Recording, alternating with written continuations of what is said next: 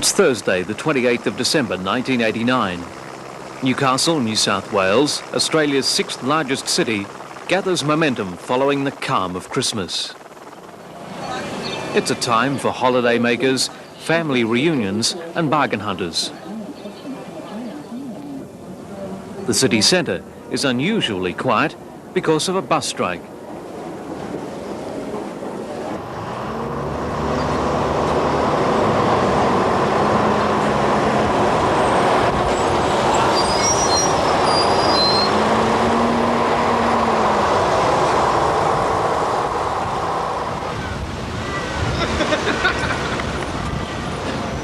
At the government bus depot, drivers are returning for a stop-work meeting.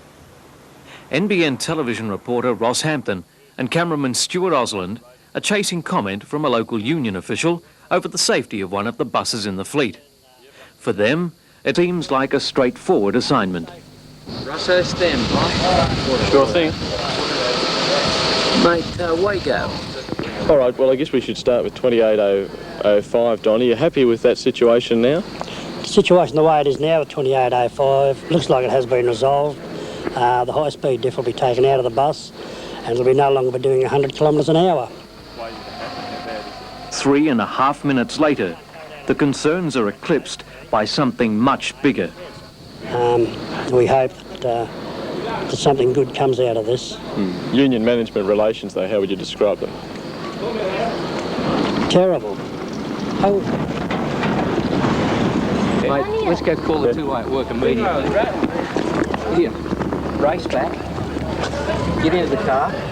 Don't worry about me, I'll follow you. Get those bricks, see if they come up. Yep. In the whole building where we were just over.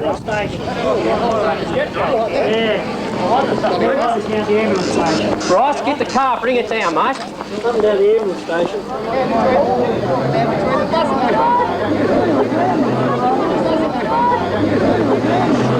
While I was playing tennis. A few blocks away, a brick wall has been punched out at ambulance headquarters in Hamilton. We haven't found anyone. There's been an explosion. No, around town. Yeah, they're around town. The realisation dawns that damage has not been confined to just a few brick walls. Could it be mine subsidence in the honeycombed earth beneath the city? Has there been an explosion in the city's gas mains? Or worse, fears surface of an explosion at the giant Newcastle BHP steelworks. No. Don't look at me. Let's wake up people working at BHP. Move it away, thanks. Go on.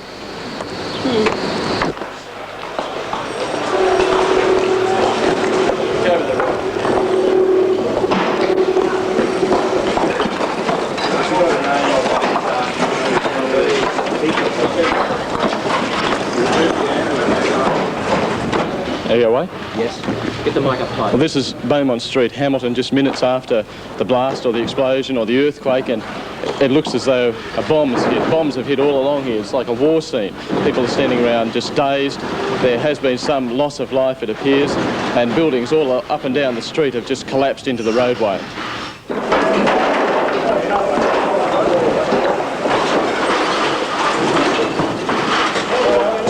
Underneath the buildings, everything just flew off the walls, and it just, I don't know. Did your building collapse? No, we were really lucky. And I came out here and I noticed all of this.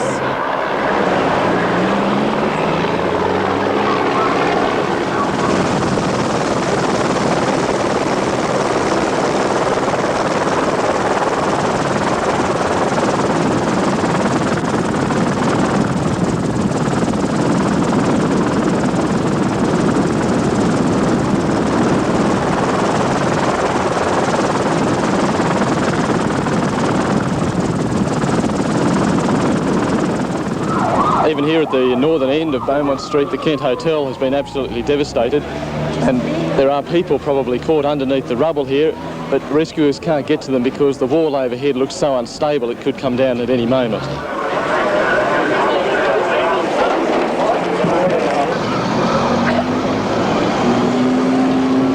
What's the game, mate? I've got 3 minor injuries here. Right. I'm not sure what's in the pub. I haven't been inside. Do you want to move something? You're clear, are you? Yeah, Bruce has been sent to do that. Bruce,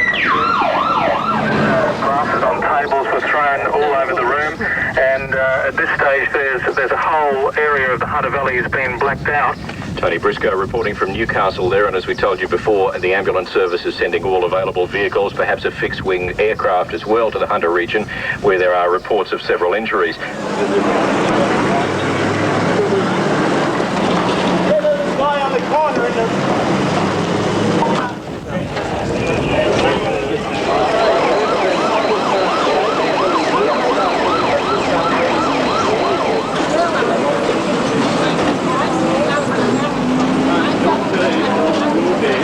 All the buildings just shook and things caved in. Staff room all caved in. Staff room caved in. All the fixtures just sort of give way. Stopped. Everything went everywhere. It was very frightening. The lights all went out and all the terminals came down, and we saw things come down out the front. That's why we all rushed out the back.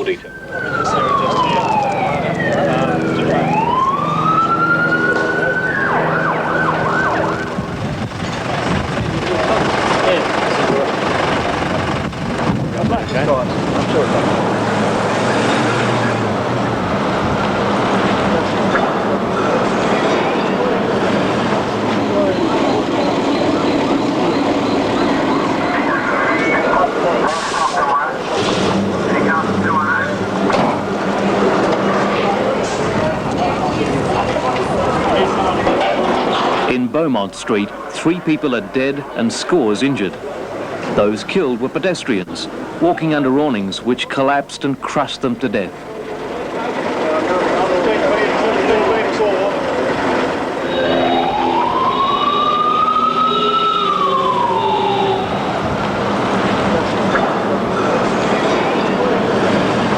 This probably seemed to be the worst hit area. Is Newcastle. Newcastle Workers apparently just collapsed. I was in Newcastle Workers Club, and the whole club just collapsed. Just about, yeah. You were in the club? Yeah. What happened? It just shook and everything just caved in.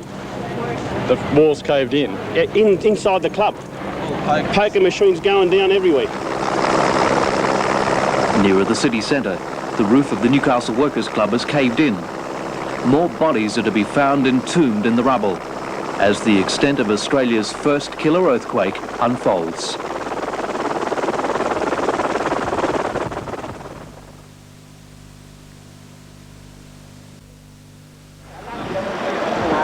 The quake struck at 10:27 in the morning.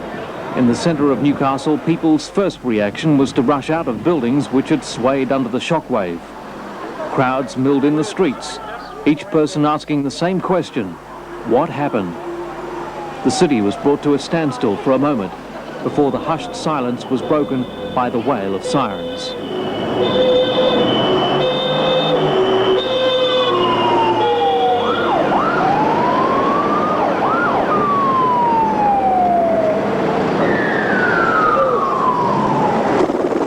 The initial response by emergency services was complicated by a breakdown in their communication systems and telephones, and within minutes they were stretched to their limits. Calls for help often delivered in person. Newcastle Hospital was being evacuated. The Tyers Hill TAFE College was on fire. The Newcastle RSL was teetering on the verge of collapse. Buildings were extensively damaged at the junction. In Islington, many older buildings were shattered. Throughout Cooks Hill, terrace houses had been ripped apart. But although their disaster training had not considered an earthquake, emergency services very quickly marshalled their resources where they were most needed. In the coming days, the Newcastle Workers Club became the focus of attention. 9 bodies would be dragged from the twisted concrete and steel. Both walls of the auditorium were waving like sails in the wind, and I looked up and I could see the material from the ceiling falling down, and the reason for that was that the roof was coming down as well as the ceiling and the chandeliers. Howard Gibson has been a cleaner at the club for 22 years. He was in the main auditorium preparing for a big rock concert when the quake struck. First of all, there's this terrible shaking, and then the ceiling material coming down and raining down like confetti. I first thought was to duck for cover, and because again you talk about 1 or 2 seconds, I suppose, and then of course this terrible fear of well, there's concrete coming down as well, you know, and bricks falling away and so forth. And I thought, well, this could well be it. I thought I might, you know, that my number was up.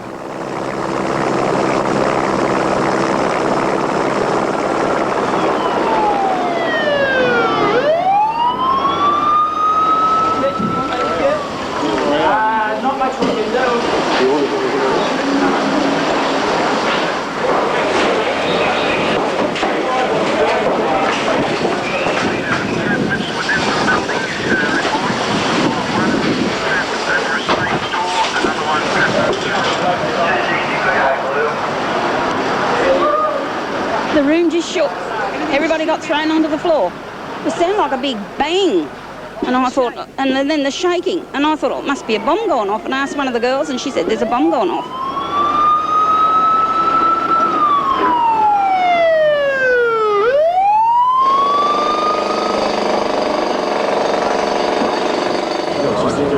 She's all right. She's up that way. Just up there, she's looking up there. Right ahead.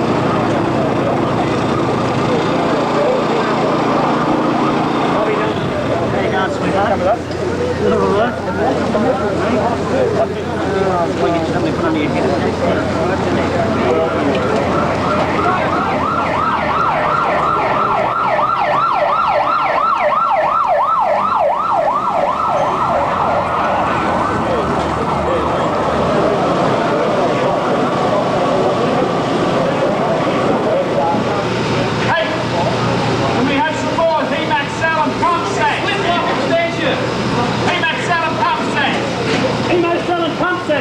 To anybody?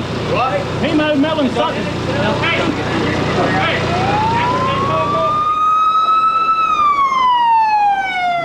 What was the other one? We had the Century Theatre at Broadmeadow. Not Workers Club, the other club, RSL. Yeah, the RSL at down in town, wasn't it? We had a roof collapse there, but hopefully there's nobody in there. They shouldn't have been in there at this stage. They should have all got out. So we're hoping that situation is right, but I can't update you on it. Would you say the Workers Club was the worst hit? Well, I can't even tell you that. Honestly, I can't. But it seems to me that there was a lot of people who were in the club at the time, but exactly how many we don't know.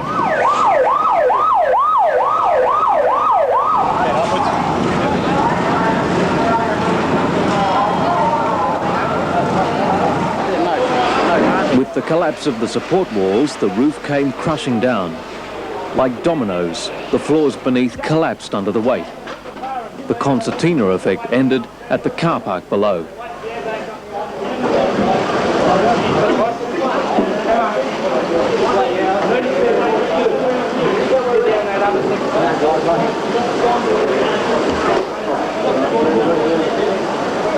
More than 50 ambulances were rushed to Newcastle from Sydney and the Central Coast.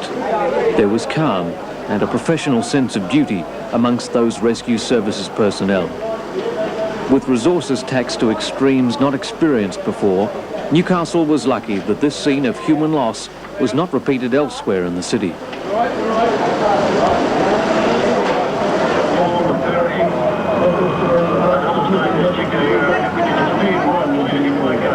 The grass median strip soon became a makeshift hospital, with doctors and nurses improvising with first aid. These were the kind of conditions usually reserved for a war zone.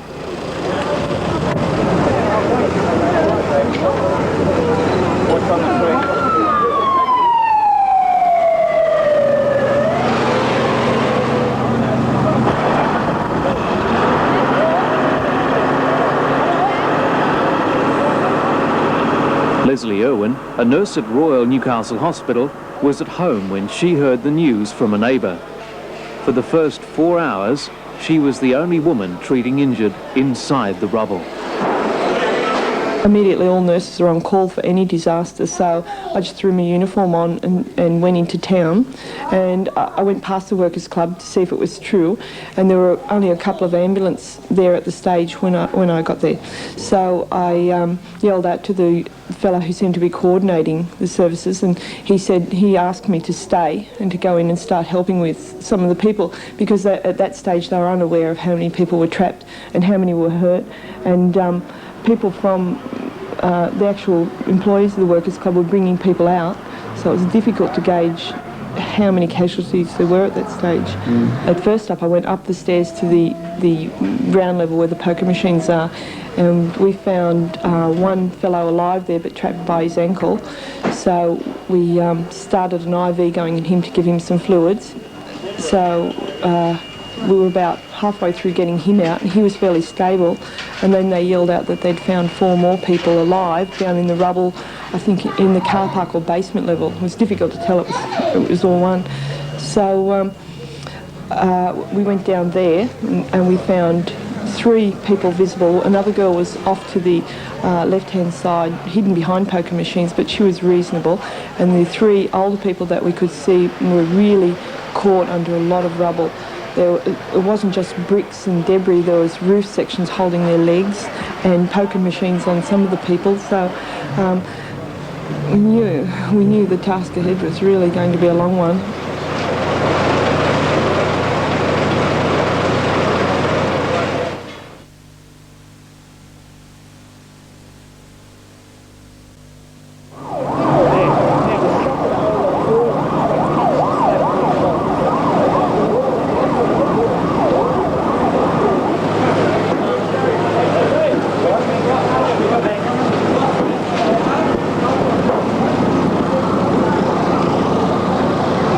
Bedlam in there. It's just, it's just junk and concrete and everything everywhere. There was people everywhere, and just had to do what we could. We find each person as we came to them. There was people behind other people as well, so it was just a mess.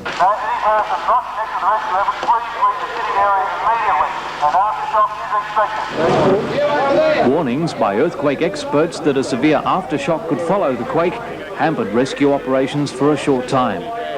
Okay, well, I think at this stage we've got to keep away from the buildings. We've got to try and keep everybody up. I believe there's a fear there's going to be a second tremor.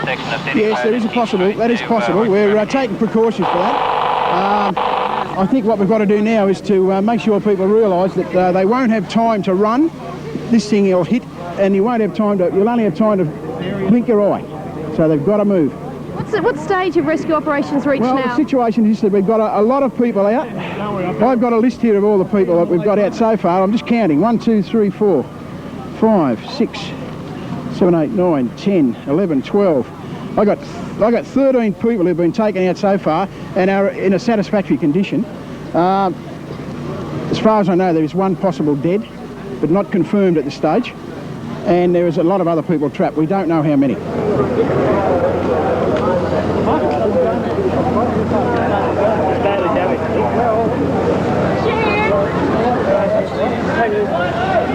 One of the most incredible entrap situations I've worked in, and to see those people the way they were there, hopelessly trapped under bricks, rubble and poker machines. There was one elderly gentleman that we were working on that when we first got there, he was fully conscious.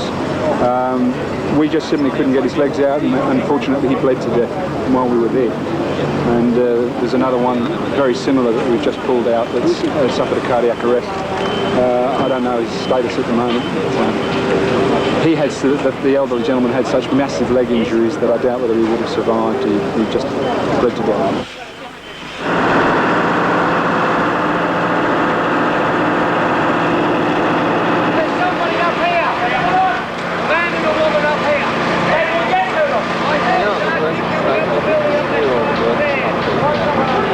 As rescue operations swung to roof level, emergency crews, construction workers, office staff and passers-by formed a human chain to clear a way, brick by brick, to those still trapped. Big one. You should spread it out a bit.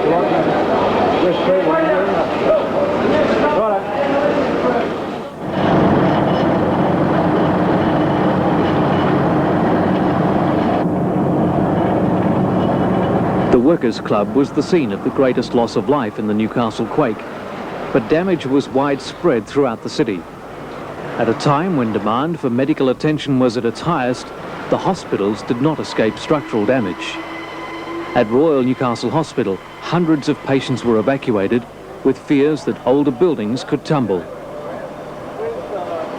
Patients were treated under tents, pitched beside the beach. Newcastle's other major public hospital, the Mater Misericordia, suffered huge cracks to its brick walls. Patients were moved out. Those in intensive care were kept alive with emergency power generators. From the Mater Hospital, the huge Newcastle steelworks could be seen. Plumes of smoke poured into the air as the plant began an emergency shutdown procedure. Gases from the coke ovens were burnt off as the power blacked out. Early fears that there'd been an explosion at the plant were unfounded. The Technical College at Tyers Hill was hit by the full force of the quake.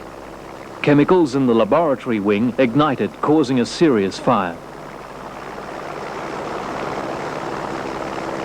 Built on alluvial soil, the shockwave passed through the campus, crumbling buildings in its wake. Remarkably, although some 500,000 people were jolted by the quake, just 12 were to lose their lives, while some 100 were injured. The timing undoubtedly saved many.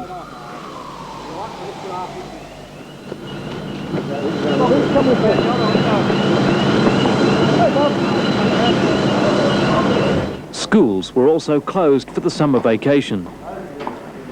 There's no telling how many would have been injured or killed had these classrooms been full of children.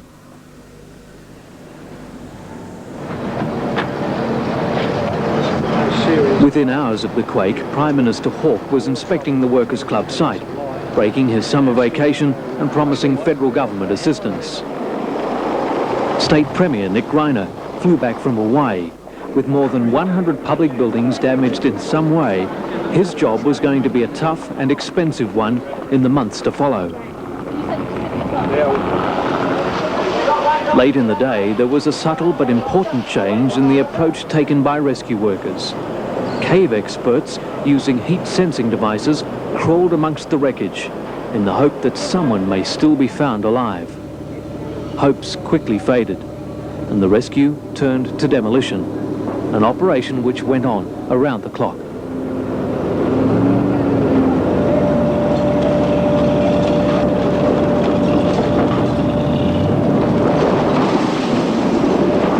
Stories of great courage and bravery always emerge after tragedy. Norm Duffy's quiet heroism was typical. He lay trapped in the Workers' Club for 5 hours before he was released. Despite massive injuries, he held the hands of 2 women lying nearby, offering comfort and support. Rescue workers have praised Norm for the way he held on as they worked to free him. Norm's wife of 38 years, Miriam, was killed by falling rubble. Norm, you've gone through so much, yet you're still smiling. How do you manage to... That's false. False. I'm trying to avoid that, the other thing, you know, till I get out. Make away from it. Patrick Murray was a roadie, setting up for the rock concert scheduled for that evening.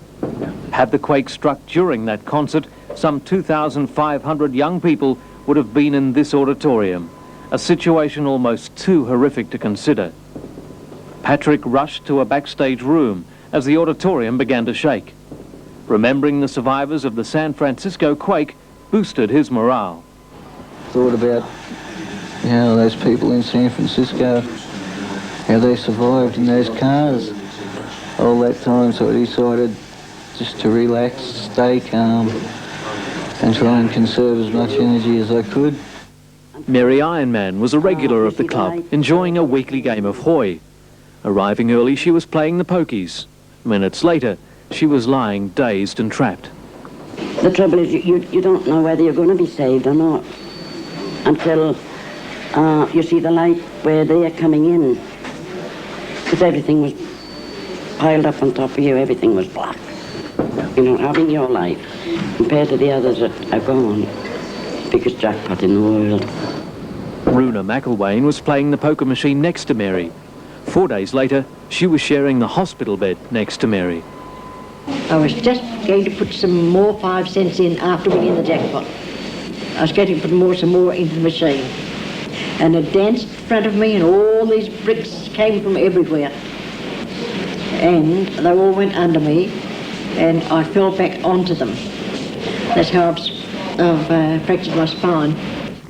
Great relief also for Jacqueline Rowe, who was injured when the Kent Hotel awning in Beaumont Street collapsed on her and her 2 babies. She managed to push 10-month-old Alana to safety, but cries for help from 23-month-old PJ still haunt her. I just kept screaming out for PJ, and all I could hear was mum, mum. And I just kept screaming for someone to help me get him out. And then 5 young guys come along and they said, what's the matter? I said, look, my son's under all that. All I could see when he was there was this little boy laying on the ground with all this stuff over him. I thought he was dead. I'm still trying to forget it, but I can't do that. Especially when you've got a 23-month-old baby that nearly died from it. While his mother may never forget those terrible moments, miraculously PJ escaped his ordeal virtually unscathed. This earthquake is different to others which hit Australia. The damage was recorded over an unusually wide area. 24 kilometres due west of the city centre, the township of Holmesville was rocked. No one was killed, but the stories of damage to buildings and broken dreams are typical of those experienced across the affected districts. Just a lifetime if you see your kids when they were born flash in front of your face and the growing up stages. And when it's gone, how do you remember it? Do you have any insurance? We have no insurance at all, nothing. And my husband's and my age to try and restart and build from here, I don't know where we'll go. I've got no idea. We've got our ground and that's it. And I've got my kids and my family. That's the main thing.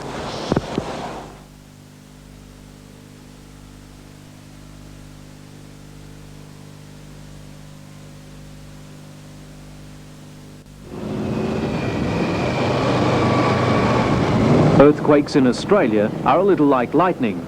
It's hard to predict where and when they will strike. One man studying exactly what happened is the head of the geology department at Newcastle University, Professor Ian Plimer. What had happened was that the rocks in continental Australia have been taking up a lot of strain for a long period of time, and eventually the rocks will break, and that breakage was quite coincidentally under a highly populated area. Why so much damage in Newcastle? There are a number of reasons for that. The first reason was that it was a very, very shallow earthquake, really quite unusual. And the second thing was that a lot of the damage was due to the fact that the buildings in the Hamilton area were built on the old bed of the Hunter River. And when a shockwave goes through these unconsolidated sands, it accelerates, and so the buildings will suffer much more damage. In fact, the buildings close to the epicentre that didn't suffer much damage were built on rock, or built on areas under which there'd been mining, and the mining had taken all the stresses out of the rock, and these areas just didn't undergo enormous damage. There are no seismograph stations in Newcastle. This was the last place one would expect an earthquake to strike. And yet history shows Newcastle has been hit by earthquakes many times before. In 1886 and 1925, quakes about 5 on the Richter scale were felt, but little damage was reported. Beth Chamberlain was just 9 years old, but remembers the quake of 1925. The walls were moving, and I heard the rumbling underneath, and then my mother and my aunt raced in to see if I was all right. And it was a very scary experience, and I think that's what's made it stay in my mind for so long, because I've mentioned it many times over the years to different ones. What did you think it was on the first occasion? I didn't know, I suppose because I was too young. Really, it was just something you didn't know. What about the amount of damage from that first quake? Was there much? No, there wasn't any. It would be like a very severe tremor, I'd say, but nothing like this one. The 1989 quake was the biggest this century on the east coast of Australia. It's at least magnitude 5.5 on the Richter scale, and I would say that it was larger than the 1961 Robertson earthquake and the 1973 Picton earthquake. Dr. David Denham heads the Bureau of Mineral Resources in Canberra. The history of earthquake occurrence in southeast Australia is pretty irregular over the last 200 years. The first fleet was only ashore in Sydney by a month or so before they felt an earthquake. And in fact, several small earthquakes have been felt from time to time since that occasion. The Newcastle quake was recorded at the Bureau Centre in Canberra. The parallel lines interrupted the telltale peaks.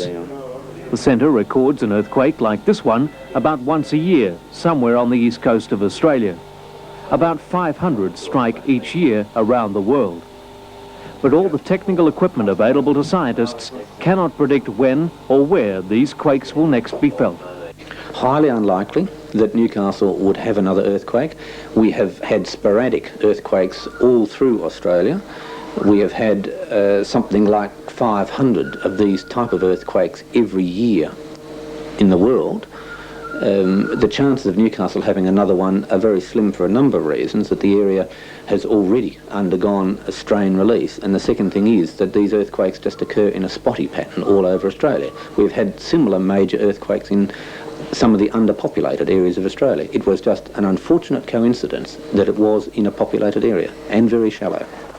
An aftershock was recorded 10 minutes after the big one, although most people were too distracted to feel it. A second tremor was felt on the following evening. These shocks helped seismologists track down the epicentre, 13 kilometres under Cardiff, southwest of the city centre. The quake was some 10 kilometres beneath the deepest mine, so there were worries for the hundreds of miners working underground in the Hunter Valley's rich coal-producing districts. Instead of scenes of great devastation, scientists claim the coal mines actually helped Newcastle survive. The fact that Newcastle has mines underneath it, in fact, made the damage a lot less, because the mining has reduced a lot of the stress out of the rocks, and that loss of stress meant that these rocks could actually take a lot of the earthquake energy. The second thing is that the mines are very, very well designed mechanically, and under normal conditions we don't get many rock falls, so it really made no effect at all to the underground mines. The underground mines have actually helped the city of Newcastle. There was one instance, however, where the presence of coal mines created a subsidence problem of huge proportions. In the suburb of Bar Beach, a living room was literally sucked away. Indirectly, the quake was to blame. Well, basically, you have an air shaft from an old mine working. That was, when it was completed, the mining there, it was capped with concrete. When the building was built over that, there was a concrete slab put over that. From what we understand, what's happened, water from the water table as a result of the earthquake has been pushed up. It's lifted that concrete plug and then it's sucked back down. And you can see from the damage around, and particularly out the front, that everything around the house, and particularly in here, has then been sucked in to the hole. In the days that followed, thousands of tons of concrete were poured into the hole to try and cap the gaping chasm. But structural damage is now something thousands of building and homeowners are coming to terms with.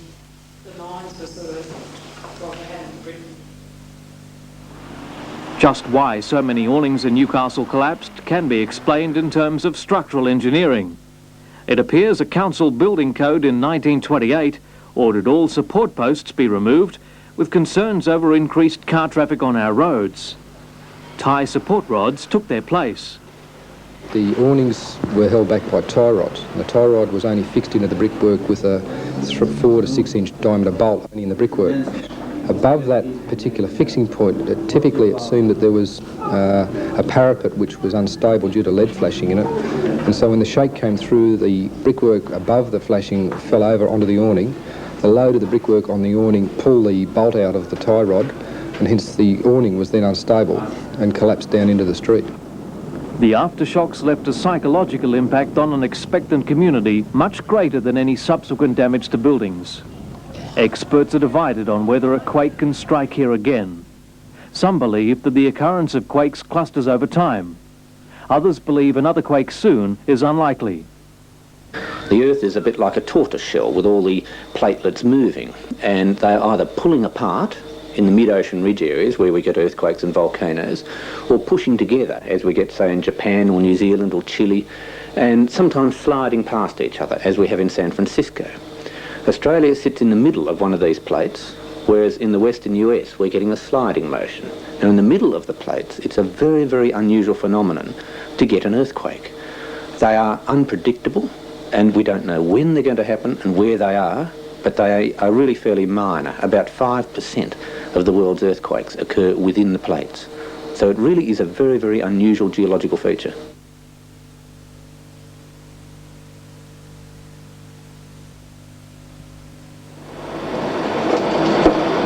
After the initial shock of the earthquake came important practical considerations. Which buildings had been left structurally unsafe? Which had to be demolished? Which could be repaired? Teams of demolishers moved in, changing the landscape in a matter of days. The junction motor inn, its back broken in the quake, was dramatically askew. Overnight, it was reduced to rubble. Today, all that remains is a vacant block. The inner city Newcastle RSL club suffered a roof collapse in the quake. Remarkably, no one was hurt. Hours later, the upstairs rooms would have been packed with patrons. It too was brought down. In a stroke of luck, the club had recently upgraded its insurance policy.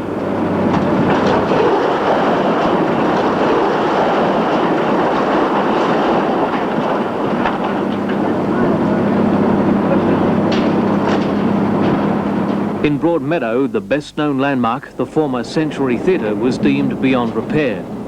The home of the Christian Revival Centre, the solid brick building was cleared to the ground. Just across the railway line, the Broadway Hotel suffered a similar fate.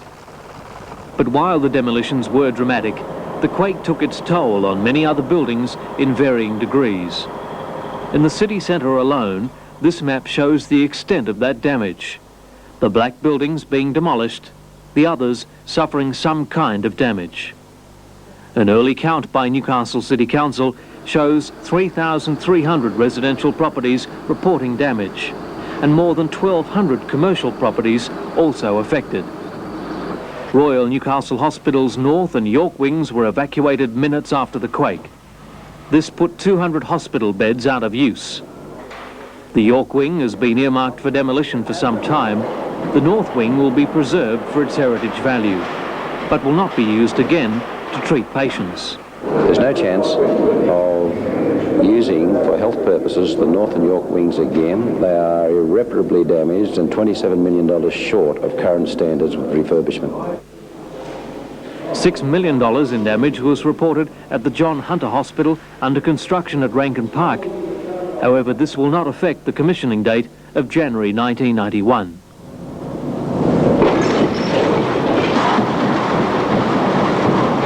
The argument over preservation of old buildings surfaced as demolition crews started work on the George Hotel in Scott Street and the Carrington Chambers next door.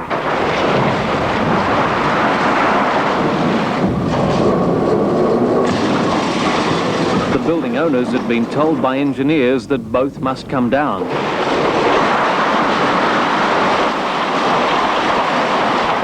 Conservation groups did not agree and wanted to save the buildings, but the argument of public safety won the day.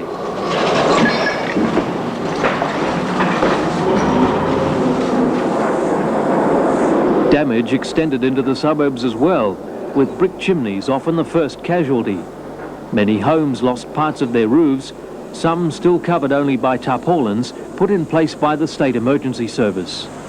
Volunteer crews answered more than 4,000 calls for help in the first weeks after the quake. We had over a period of time, about 1,500 SES personnel from Newcastle, Maitland, Upper Hunter and Sydney working to assist us. And most of those people worked shifts of about 48 hours and worked really hard. I think it's somewhat difficult for people to realise that there are people in the community who are prepared to work for nothing, and the response from the SES was in fact overwhelming. A disaster relief centre was set up at Broadmeadow High School to provide food and shelter for those worst affected. Coordinated by the Department of Family and Community Services, this centre became a focal point for social care. If anyone has their food vouchers, if you wish to go in the bus to Coles to collect your food, the bus is leaving in the next 5 minutes. In the following 3 weeks, the centre processed 13,800 appeals for help. 300 families were made homeless. Another 1,500 had to find short-term accommodation until their homes were made safe. It's expected that 30,000 homes and businesses across the Newcastle district will be the subject of insurance claims.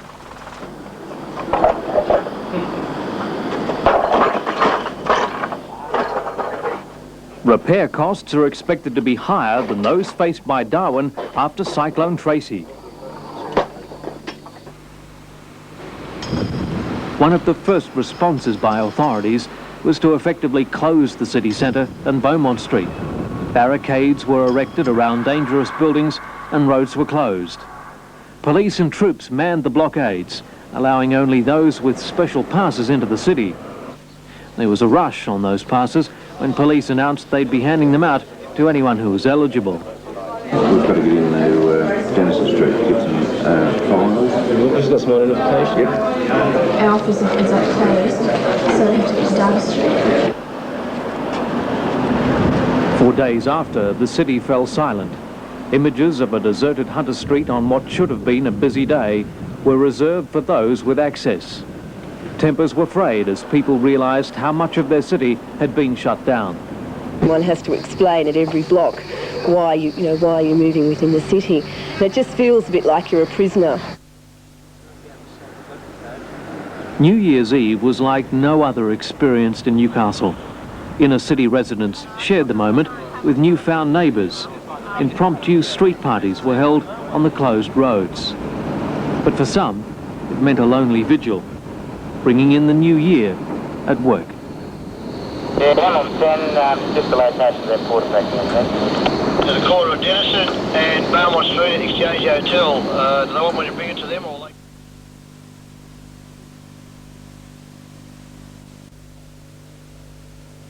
Terrible.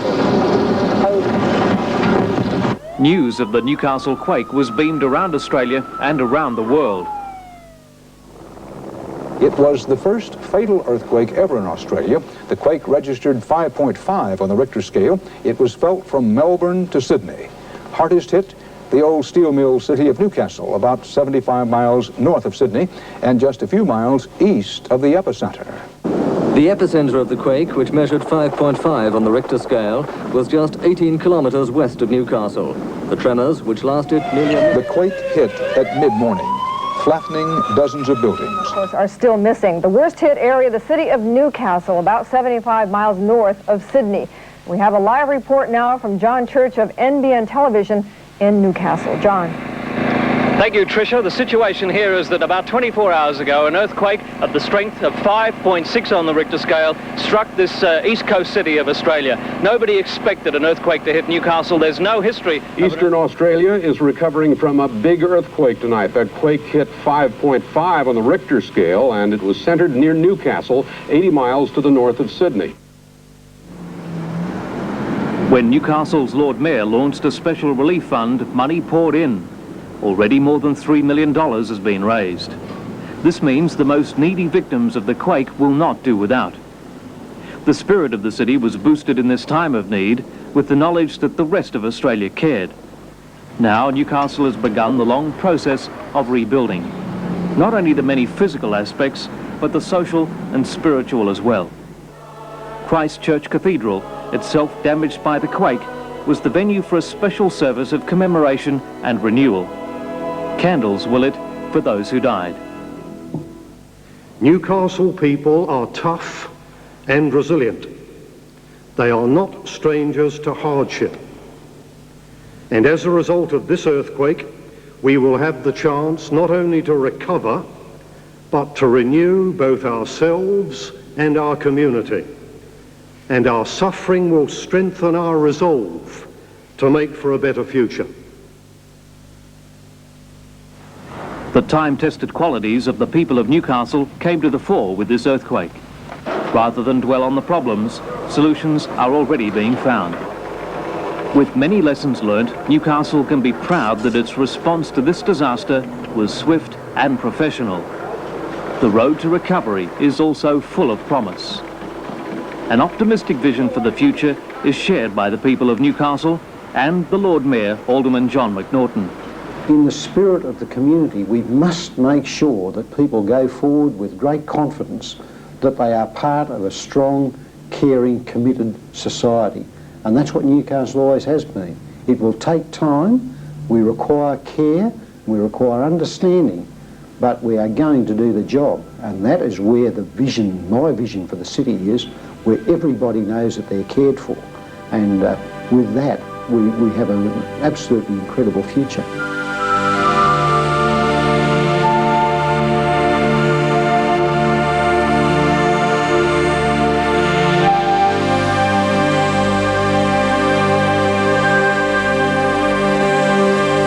It looks as though a bomb has hit. Bombs have hit all along here. It's like a war scene. People are standing around just dazed. There has been some loss of life, it appears, and buildings all up and down the street have just collapsed into the roadway. From Newcastle there, and as we told you before, the ambulance service is sending all available vehicles, perhaps a fixed-wing aircraft as well, to the Hunter region, where there are reports of several injuries.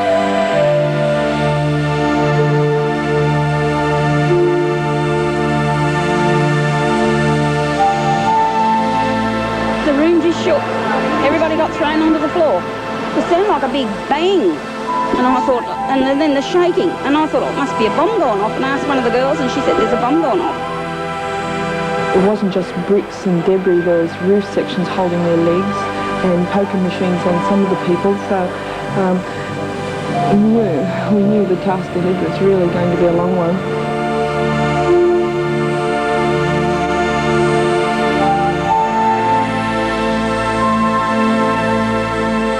People everywhere, and just had to do what we could, you know, find each person as we came to them. You know, there were people behind other people as well, so it was just a mess.